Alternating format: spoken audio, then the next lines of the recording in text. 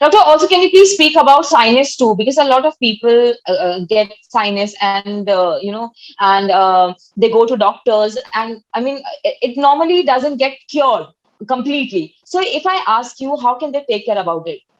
Yeah, sinusitis most of the times we will get like once or twice in lifetime. Many people, but some people will get once or twice in 2 years, 3 years. That is Yeah. normal because once in a while getting sinus infection, it will subside within 5 days. It is not a problem. It is common thing. But getting sinus infections every month, 2 months, or with the season change, it is not good.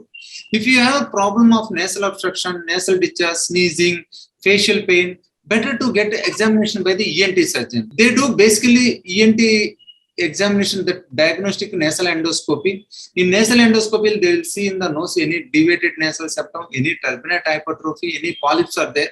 If you have facial pain, get one CT scan of the PNS. There you will find all the signs are healthy or not. So with these two investigations, we know the sinus stage.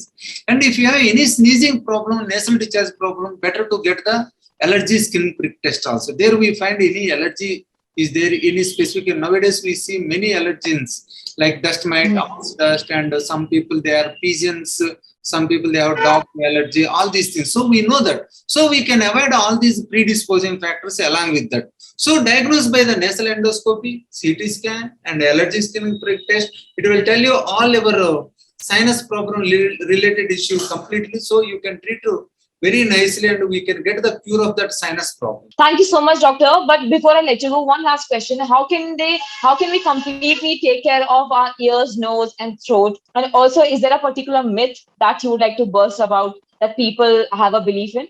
Yeah, basically, if you see nose, throat, ear, common problem is the allergy problem. If you have any Hmm. allergy in the nose, it will cause ear problem, it will cause you throat problem. So avoid Okay. as much as possible polluted atmosphere around you.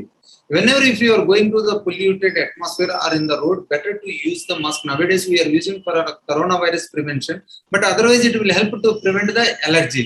So along with that, if you do the breathing exercise, that will clear your nose very perfectly and it will help your throat also to clean perfectly. So these two things will help. So taking breathing, doing breathing exercises. If you have any allergy, do some jalaneti to clear that all allergy particles from the nose.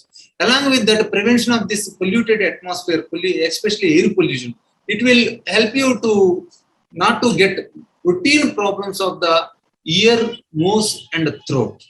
Because the Okay. nasopharynx is the common site, it will give trouble to the nose, throat, and ear, where it will connect to the eustachian tube, it will go into the oropharynx, and all those things. So, by doing this pranayam, breathing exercise, jalaneti, it will help to prevent further problems of these three organs. Okay. So yoga is something that you can practice every day to help these things get better. Yeah.